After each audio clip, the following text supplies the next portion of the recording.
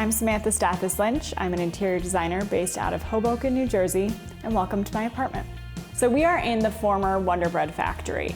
We're in an industrial building, so we have exposed brick, 16-foot ceilings, and the goal for this space was really to create a warm and inviting environment. So come with me and we'll take a look around.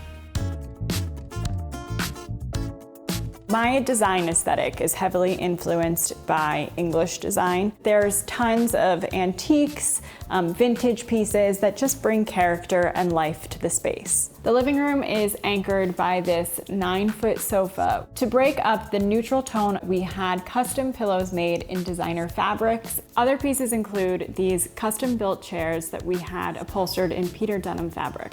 Because we have the patterned chairs, we wanted the ottoman to be simple, so we chose a streamlined silhouette. It's a great place to put down a cocktail or rest your feet.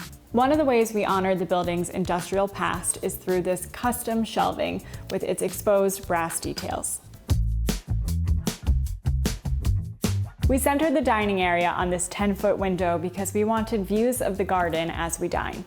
In an effort to save space, we went with a banquette on one side and a trio of woven chairs on the other. Behind the dining table sits an antique French column, pedestal, and mirror, all of which we found at the same flea market. My husband absolutely loves the exposed brick walls throughout the apartment, so instead of painting them, we decided to highlight them with varying pieces of artwork, including this extra-large abstract painting, which also acts as a focal point for the entire space.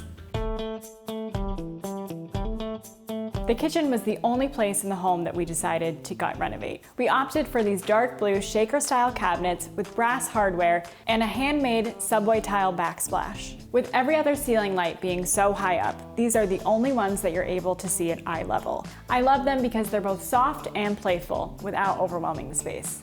Bookending the kitchen are two vignettes. One is a workspace and the other is the perfect place to end the day, the bar. We actually had it fitted into what was once the original entryway into the Wonder Bread factory. And it's now where my husband makes his signature Negroni. In here we have my home office, which is filled with inherited pieces including a portrait of my mother, her old desk, and an antique dresser. An office should be inspiring, so I always love surrounding myself with pieces that have a special meaning in my life. This is also where I create schemes for my clients by piecing together textiles, finishes, color, you name it, it's all here. And this is where my relaxation begins. Welcome to the primary bedroom. I wanted it to be serene and relaxing, the perfect place to end the day. Anchoring the space is this 4-poster bed with plush bedding and block printed drapery. On the long windowsill, we display our family photos and objects that we've found on our travels. And because the window is so big, it took us 3 times to get the drapery just right.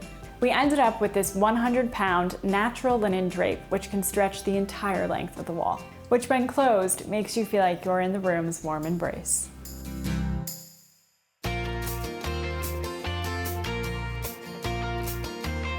And here is our outdoor patio. Despite having views of the original smokestack, which I love by the way, I designed it to look like an English garden with potted plants and candlelight. It's the perfect place to dine al fresco or lounge with a drink. I hope you enjoyed touring our home and seeing how I brought warmth into an industrial space. Cheers. Before you go, let us know if you enjoyed this video. Drop a like and subscribe to our YouTube channel for more exclusive tours.